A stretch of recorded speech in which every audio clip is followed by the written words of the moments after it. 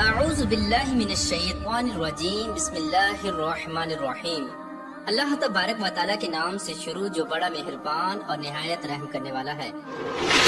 حضور اکرم صلی اللہ تعالی علیہ وآلہ وسلم کی ذات اللہ تبارک و تعالیٰ کی ذات کے بعد سب سے مقدس اور پاکیزہ ہستی ہیں۔ اگر اللہ تبارک و تعالیٰ اپنے محبوب کی ذات کو نہ بناتا تو یہ کائنات بھی وجود میں نہ آتی، اور اللہ تبارک و تعالیٰ ارشاد فرماتا ہے کہ اگر میں اپنے محبوب کی ذات کو تخلیق نہ کرتا تو میں اپنا رب ہونا بھی ظاہر نہ کرتا۔ پیارے دوستو، جب اس کائنات نام کی کوئی چیز بھی موجود نہ تھی، کوئی انسان، کوئی جانور، شجر و حجر، چاند، سورج، ستارے، عرش و کرسی، زمین و آسمان، الغرض کچھ بھی موجود نہ تھا، اس وقت صرف ایک سچی ذات موجود تھی اور وہ اللہ تبارک و تعالیٰ کی ذات تھی۔ اور یہ وہ وقت تھا کہ جب کوئی بھی مخلوق خدا کو خدا کہنے والی موجود نہ تھی۔ اس وقت اللہ تبارک و تعالیٰ نے اپنے پاک نور سے اس پاک نور کو پیدا فرمایا جن کو آج دنیا محمد صلی اللہ تعالی علیہ وآلہ وسلم کے نام سے جانتی ہے، اور اسی نور محمد نے سب سے پہلے اللہ تبارک و تعالیٰ کی وحدانیت کا اقرار کیا اور اپنے پیارے رب اللہ عز و جل کی حمد و ثنا بیان کی،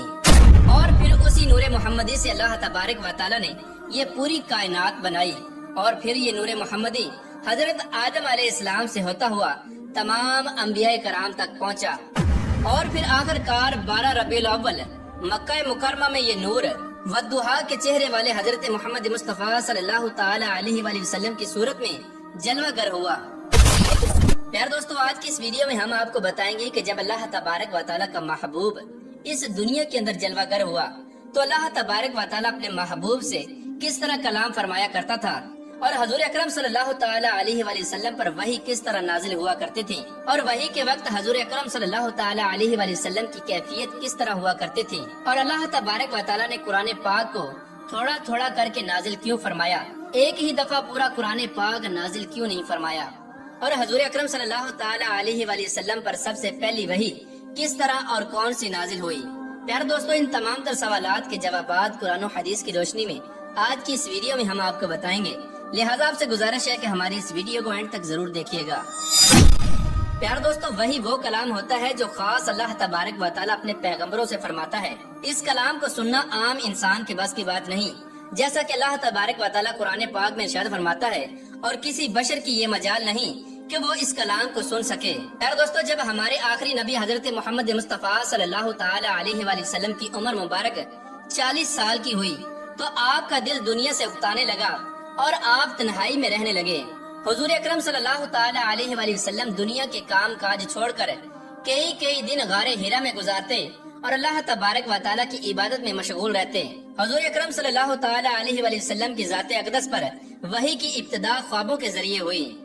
حضور اکرم صلی اللہ تعالی علیہ وآلہ وسلم رات کو جو بھی خواب دیکھتے وہ صبح کو سچ ثابت ہو جاتا۔ اسی طرح حضور اکرم صلی اللہ تعالی علیہ وآلہ وسلم اپنے دن رات اللہ تبارک و تعالیٰ کی عبادت میں گزارنے لگے اور غار حرا میں رہنے لگے۔ یہ رمضان المبارک کی مقدس گھڑیاں تھیں کہ ایک دن اچانک حضرت جبرائیل علیہ السلام حضور اکرم صلی اللہ تعالی علیہ وآلہ وسلم کے پاس تشریف لائے، اور حضرت جبرائیل علیہ السلام حضرت محمد مصطفیٰ صلی اللہ تعالی علیہ وآلہ وسلم سے عرض کرنے لگے کہ اے محمد پڑھو، تو حضور اکرم صلی اللہ تعالی علیہ وآلہ وسلم نے ارشاد فرمایا کہ میں پڑھنے والا نہیں ہوں۔ اس وقت حضرت جبرائیل علیہ السلام نے حضرت محمد مصطفیٰ صلی اللہ تعالی علیہ وآلہ وسلم کو اپنے بازوؤں میں لے کر زور سے دبایا اور پھر چھوڑ دیا۔ اس کے بعد پھر حضرت جبرائیل علیہ السلام عرض کرنے لگے کہ اے محمد صلی اللہ تعالی علیہ وآلہ وسلم پڑھو، تو آپ صلی اللہ تعالی علیہ وآلہ وسلم نے ارشاد فرمایا کہ میں پڑھنے والا نہیں ہوں۔ اس وقت حضرت جبرائیل علیہ السلام نے دوبارہ حضرت محمد مصطفیٰ صلی اللہ تعالی علیہ وآلہ وسلم کو اپنے بازوؤں میں لیا اور زور سے دبایا اور چھوڑ دیا۔ اس کے بعد پھر حضرت جبرائیل علیہ السلام عرض کرنے لگے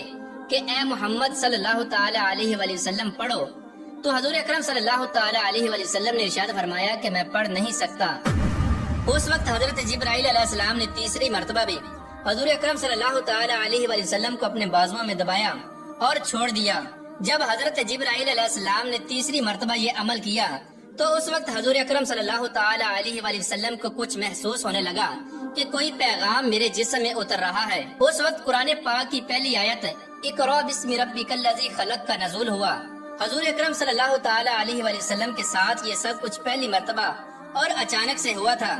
اس وحی کے نزول کے بعد حضور اکرم صلی اللہ تعالی علیہ وآلہ وسلم کے جسم مبارک پر لرزہ طاری ہو گیا اور حضور اکرم صلی اللہ تعالی علیہ وآلہ وسلم کانپتے ہوئے غار ہیرا سے اپنے گھر تشریف لے گئے۔ جب حضور اکرم صلی اللہ تعالی علیہ وآلہ وسلم گھر پہنچے تو آپ نے اپنی بیوی حضرت خدیجہ الکبریٰ رضی اللہ تعالی عنہا سے فرمایا کہ میرے اوپر چادر اوڑھ دو، تو حضرت خدیجہ الکبریٰ رضی اللہ تعالی عنہا نے آپ کے جسم مبارک پر چادر ڈال دی۔ جب حضور اکرم صلی اللہ تعالی علیہ وآلہ وسلم کا بخار مبارک اترا اور جسم ٹھیک ہوا تو یہ سارا واقعہ آپ صلی اللہ تعالی علیہ وآلہ وسلم نے اپنی بیوی حضرت خدیجہ رضی اللہ تعالی عنہا کو بھی بیان فرمایا۔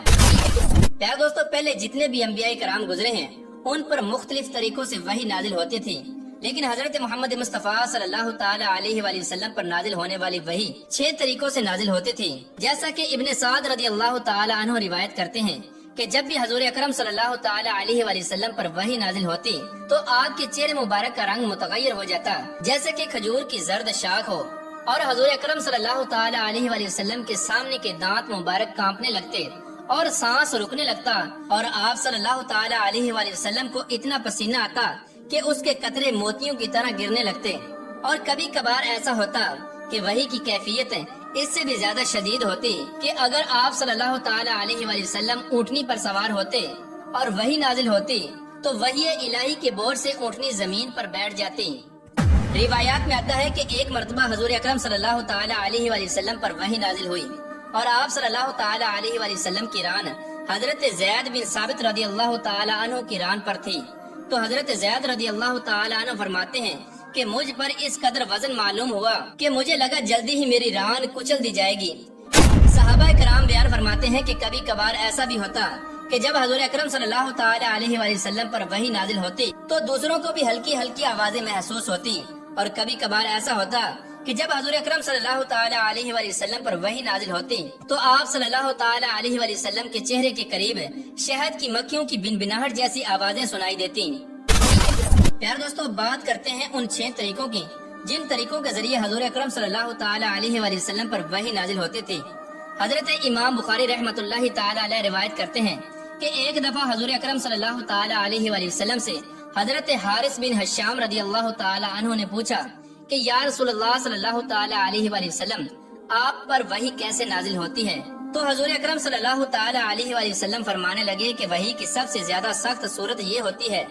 کہ جب مجھے ایک گھنٹی کی آواز سنائی دیتی ہے اور اسی آواز سے وحی نازل ہوتی رہتی ہے، پھر جب یہ سلسلہ ختم ہو جاتا ہے تو جو کچھ اس آواز نے کہا ہوتا ہے وہ سب مجھے یاد ہو جاتا ہے، اور کبھی فرشتہ میرے سامنے ایک مرد کی صورت میں آتا ہے اور وہ مجھے پیغام سناتا ہے، اور جو کچھ وہ کہتا ہے وہ مجھے یاد ہو جاتا ہے۔ حضور اکرم صلی اللہ تعالی علیہ وآلہ وسلم پر جب بھی وحی نازل ہوتی تو آپ پر سخت بوجھ پڑ جاتا۔ پیار دوستو، وحی کی پہلی صورت میں حضور اکرم صلی اللہ تعالی علیہ وآلہ وسلم کو گھنٹی کی آواز سنائی دیتی،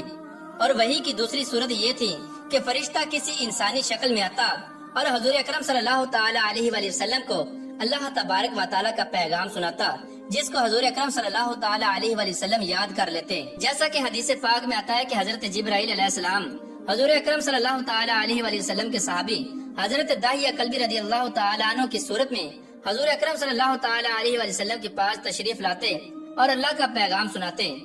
وحی کی تیسری صورت یہ تھی کہ حضرت جبرائیل علیہ السلام کسی بھی انسان کی شکل اختیار کیے بغیر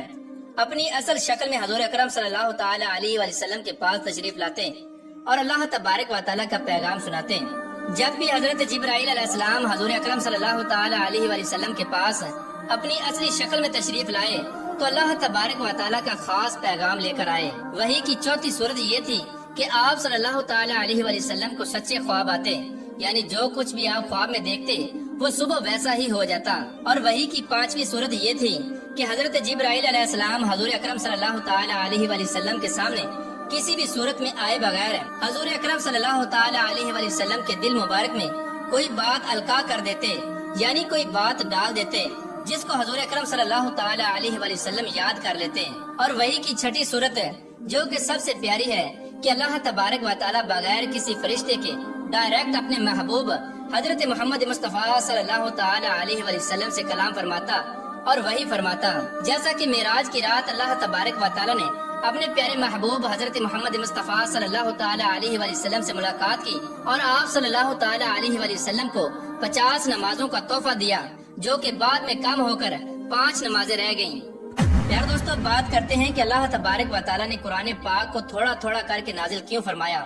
ایک ہی دفعہ نازل کیوں نہیں فرما دیا؟ یاد رہے کہ یہی سوال مشرکین مکہ نے حضور اکرم صلی اللہ تعالی علیہ وآلہ وسلم سے بھی کیا تھا، جس کے جواب میں اللہ تبارک و تعالیٰ نے قرآن پاک میں آیات مبارکہ بھی نازل فرمائی، جیسا کہ اللہ تبارک و تعالیٰ سورہ فرقان کی آیت نمبر 32 اور 33 میں ارشاد فرماتا ہے، اور یہ کافر لوگ کہتے ہیں کہ ان پر سارا قرآن ایک ہی دفعہ کیوں نازل نہیں کر دیا گیا؟ اے محبوب، ہم نے ایسا اس لیے کیا تاکہ اس کے ذریعے ہم تمہارے دل کو مضبوط رکھیں، اور ہم نے اسے ٹھہر ٹھہر کر پڑھوایا،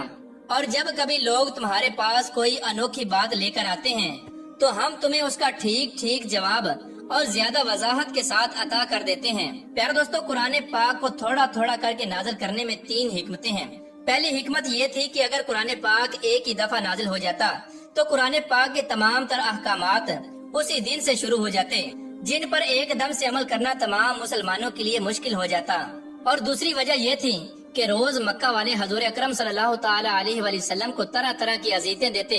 جس کی وجہ سے آپ پریشان ہو جاتے، اور جب حضرت جبرائیل علیہ السلام اللہ تبارک و تعالیٰ کا پیغام لے کر آتے تو حضور اکرم صلی اللہ تعالی علیہ وآلہ وسلم کا دل خوش ہو جاتا، آپ مصیبت کو بھول جاتے اور آپ کی طبیعت خوش ہو جاتی، اور جس کی وجہ سے آپ کے دل کو یہ تسلی بھی ملتی کہ میرا رب میرے ساتھ ہے۔ اور تیسری وجہ یہ تھی کہ قرآن پاک کا ایک بہت بڑا حصہ لوگوں کے سوالات کے جوابات اور واقعات پر مشتمل ہے، اسی لیے قرآن پاک کی ان آیات کا نزول اسی وقت مناسب تھا جس وقت وہ سوالات کیے گئے یا جس وقت وہ واقعات پیش آئے۔ اس سے مسلمانوں کا ایمان بھی مضبوط ہوتا تھا، کیونکہ قرآن پاک میں اللہ تبارک و تعالیٰ غیبی خبریں بیان فرماتا تھا، جس سے دین اسلام کے سچا ہونے کی حقانیت زیادہ واضح ہوتی تھی۔ لہٰذا اس لیے اللہ تبارک و تعالیٰ نے قرآن پاک کو تھوڑا تھوڑا کر کے نازل فرمایا۔ اللہ تبارک و تعالیٰ سے دعا ہے کہ اللہ تبارک و تعالیٰ ہمیں اپنے محبوب کا حقیقی عشق نصیب فرمائے اور ان کی محبت کے اندر جینا مرنا نصیب فرمائے۔